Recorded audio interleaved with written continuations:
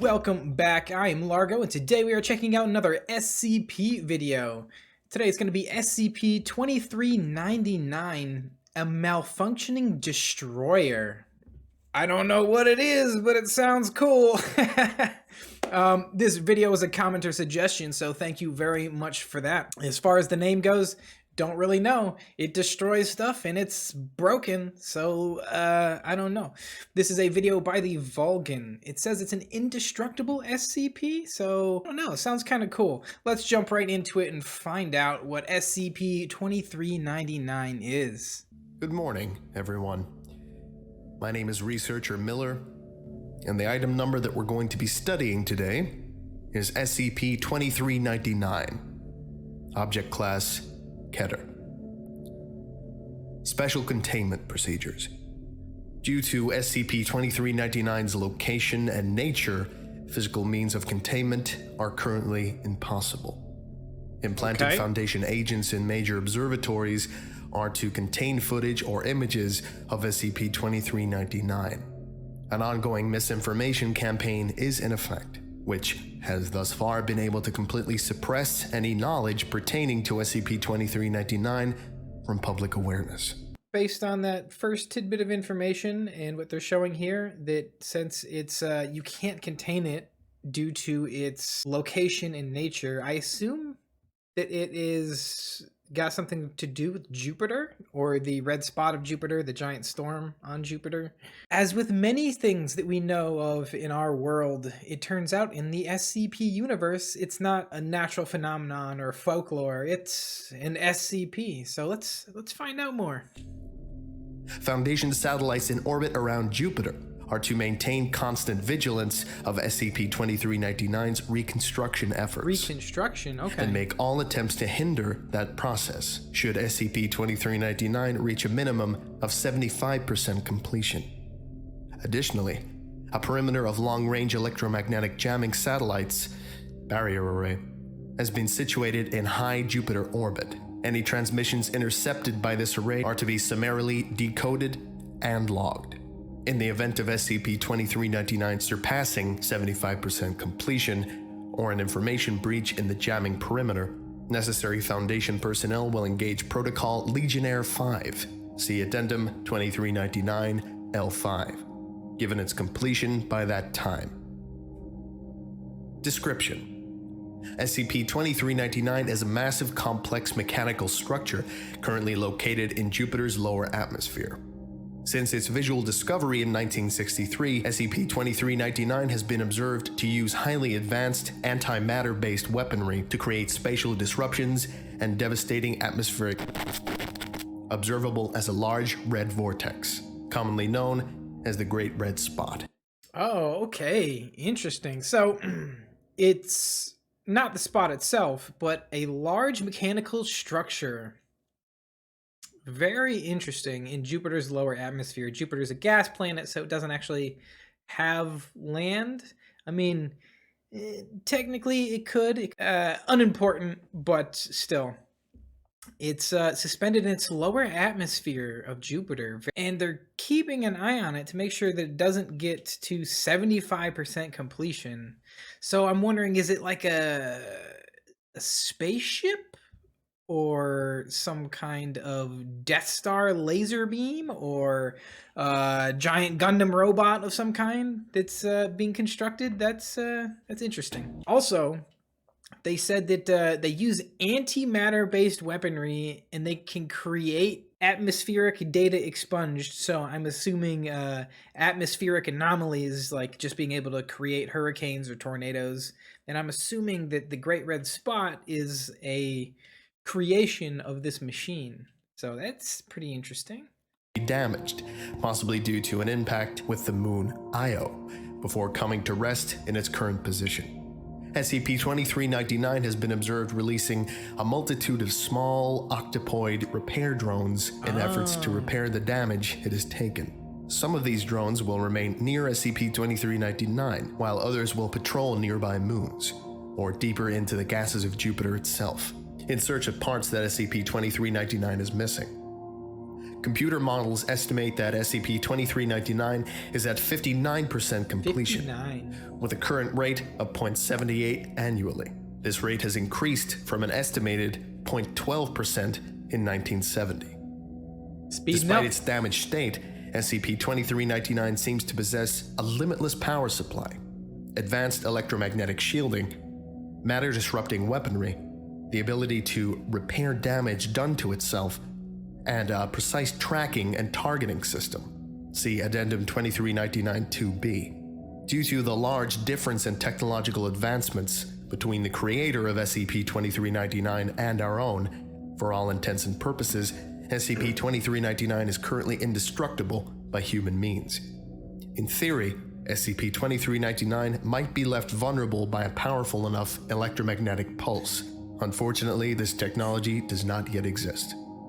Since 1970. So, as they're describing this to me, and they're saying that, you know, it's got advanced shielding, a seemingly infinite power supply, it can repair itself from seemingly any kind of damage. It's a machine, but, you know, it can auto repair itself from damage, and they use matter disrupting weaponry. Right now, the only thing I can think of is, so you're telling me there's a Necron monolith or some kind of Necron ship inside of Jupiter, because literally everything that you've described to me, the Necrons are capable of. Advanced technology, crazy shields, matter-disrupting weaponry, self-repairing robots and self-repairing metals, the ability to manipulate the environments of planets, create storms, things like that. This is all well within the reach of the Necrons.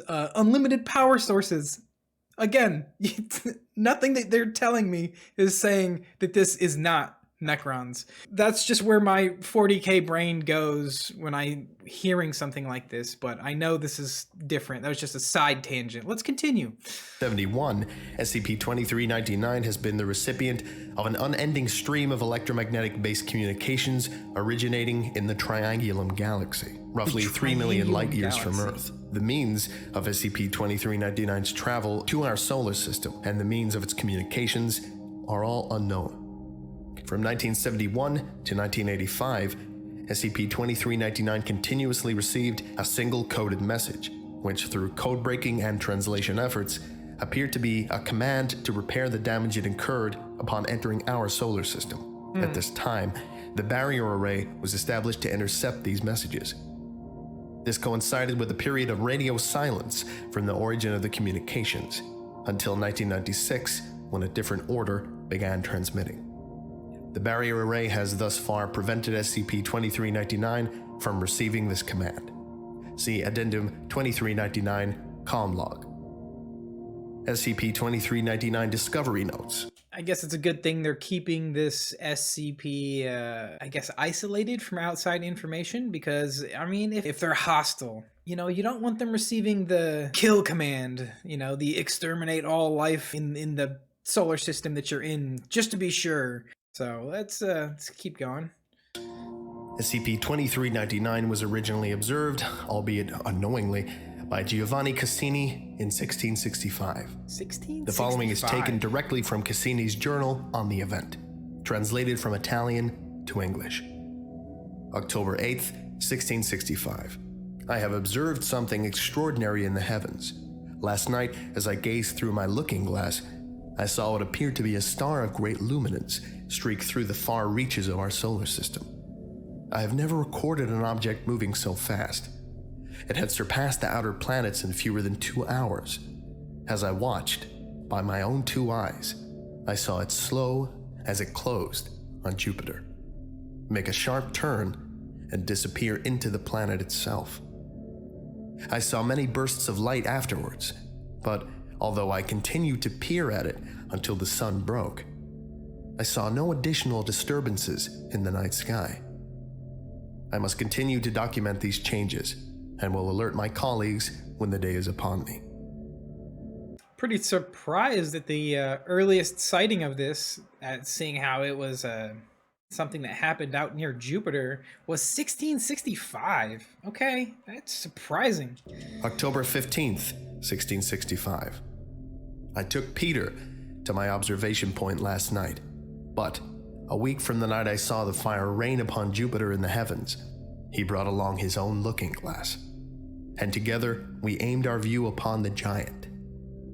To our surprise, a magnificent change has occurred, where once the distant world showed only bands of color, there is now a great red spot where the star came to rest on the surface of Jupiter.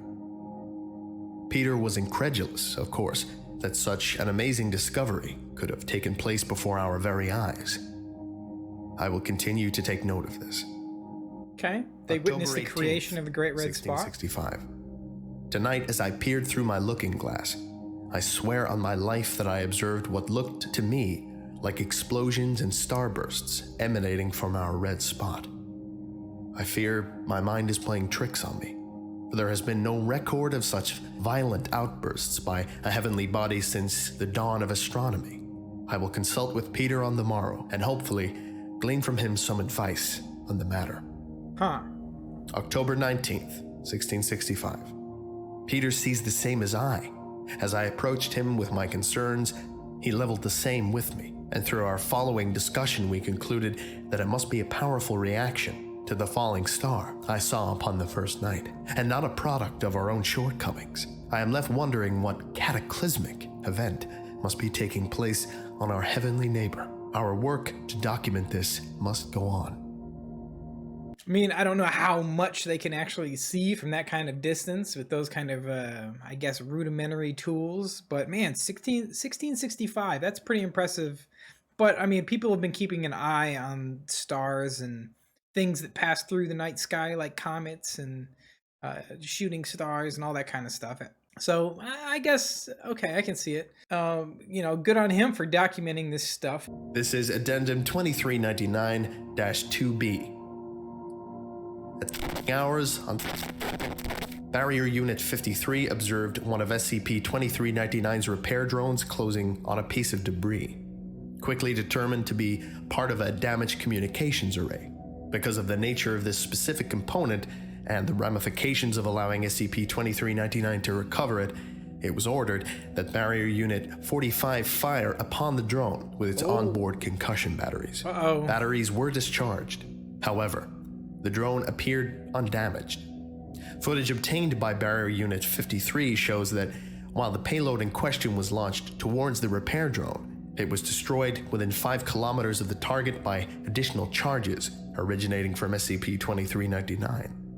Command lost contact with Barrier Unit 45 15 seconds after initial discharge, with video observations showing that SCP-2399, the resulting spatial anomaly originating the termination of Barrier Unit 45 by Barrier Units 44, 51, and 55. See, and I know they do that intentionally. They do the whole data expunge thing to make your mind just run wild and go, oh, what did they do? What is expunged? What did the O5 Council not want us to see? And so, yeah, you get to thinking like, okay, what could they possibly have been doing that got expunged? You know, you read like the surrounding text and it says the resulting spatial anomaly. So you're like, did they open up a singularity, like a small micro singularity, and suck the entirety of Unit 45, Barrier Unit 45, into a black hole or something? Oh, man. Under no circumstances are any barrier units to further engage SCP-2399 or drones released by SCP-2399. Well, yeah, they're way more advanced than you. Addendum 2399-2C, Project Gigas. Gigas. After the events, it was decided that necessary force would be authorized to destroy or incapacitate SCP-2399, using Foundation resources as well as resources from 45 nations, notably a platform, warheads bearing MT payloads, and warheads bearing EMP detonators was launched and placed in orbit around Europa. At hours, with orders from 15 heads of state and 05, 05, and 05. The entire payload of Project Gigas was launched toward SCP-2399.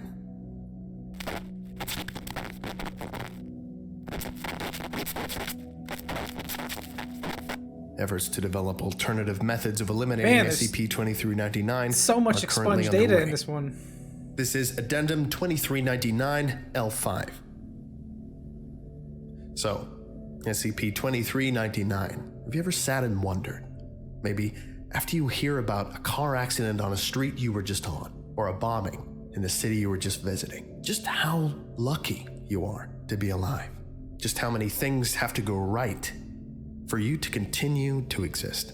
A few seconds too late, a few seconds too early, and somebody reaches for something they dropped, and a busload of people run into another busload of people.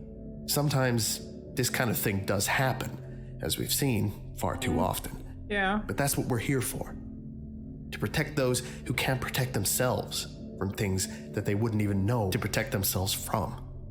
We can't do it all, though. As many things that we've been able to contain, as many things as we've been able to keep under lock that would threaten to destroy us all, still, far too many remain that we can't do anything about, whether they're too big, or too fast, or too powerful. Any of these things could blink and wipe humanity from existence. The fact that they haven't done so yet is just luck. SCP-2399, however, is different. It's different. How is it different? We have little information regarding SCP-2399's motives, origins, and full capabilities. We do not understand how it is capable of communicating over such large distances, or why those who constructed it, if it was in fact constructed, sent it to us in the first place. We do not know what would happen if SCP-2399 is able to fully repair itself, or if part of our array would break down and a message would get through. We do not know this, so we must assume the worst. Judging by what we've seen, were SCP-2399 to have reached Earth, it would have led to our timely destruction. But sometimes, humanity gets a little help. Sometimes something steps in the way of the apocalypse. For us, and for SCP-2399, it was Jupiter. As SCP-2399 began to slow its approach to Earth, Cassini saw what we've been able to ascertain, that SCP-2399 struck Io, was damaged, and was unable to escape the gravitational pull of Jupiter. Its weapons activated as they were intended, but it was Jupiter that experienced doomsday, not us. Eventually, though, it's likely that SCP-2399 will resume full functionality, and will likely be able to pull away from Jupiter and proceed to its target. As of now, we can keep hurling bombs and EMPs at it all we want, but we've got no indication that any of it will so much as scratch the thing. On the contrary, experience dictates it would do nothing at all. If this were to happen now, we would undoubtedly be destroyed. Attacking it's a bad move. Don't do it. Don't do it. You did it one time and you got completely annihilated so hard you don't even really know what happened. Jupiter has given us time, for now. SCP-2399 will remain there, reassembling itself, while we devise some way to stop it. Like it or not, we're in an arms race with this thing. Best guesses give us something like 25 years until it is able to hear past our dampening array. Until then, we must seize the opportunity that has been laid before us. We must use the time we have been given and not let it be wasted. So, we devise Protocol Legionnaire, one gigantic EMP, powered by God knows what, followed by a volley of nukes, enough to wipe out our civilization 1,000 times over. A blunt plan, and simple, and likely futile. Our researchers and researchers around the globe have yet to devise even a way to deliver that kind of pulse, let alone a way to power it. Right. There is no indication whatsoever that we will be able to complete Legionnaire on time, or if it'll do what is intended once it's completed. But we must try. We must do something. Even if we have to drain our banks and empty our minds, we must try. Not often do we get a chance to see the swerving bus that will end our lives and step out of the way. Jupiter, unknowingly, has offered us that chance. I suggest we take it. Randall McCowan, Director, Barrier Project. Site. Addendum 2399, comm log. All messages logged are to be understood as having repeated themselves continuously until either a new message is logged or a logged instance of radio silence. 1971. Unit is damaged. Repair. 1985. Updating orders. Maintain position. Repair. 1985. Period of radio silence. Barrier array is established. 1996. Unit is out of range of target. Proceed to planet number 3 in system. Coordinates redacted. Repair. 2015. Unit is out of range of target. Proceed to planet 3 in system. Coordinates redacted. Priority is target. Cease repairs. Ooh, it's not Okay. good. On that note, this concludes our lecture for today. Thank you all for listening. Goodbye. Ugh, not good, not good. Right there at the very end. I had my doubts about it. I was like, well, maybe this thing wasn't even going to Earth. Maybe it was running from something or chasing something, or maybe it was partially damaged anyways. Maybe it wasn't going anywhere near Earth. But then when we saw the message that said head to planet number 3, you're like, you would go to assume that that's Earth, the third rock from the sun. So yeah, could have definitely gone with a little bit more information, but I get it. That's, half the charm of some of these SCPs is things are intentionally left out to make your mind go and start working and make up these crazy things. It's so easy for me to connect this to something else because there's a lot of leeway to do that. Overall, really enjoyed the video, and I hope you guys did too. I hope you enjoyed the reaction. If you did, go ahead and click that like button. As always, consider clicking that subscribe button to help the channel out and stay up to date with the most recent uploads. And leave your own comment and suggestion down below. As always, guys, thank you so much for stopping by. Thanks for watching the video. Take care of yourselves, and have a great day. Space!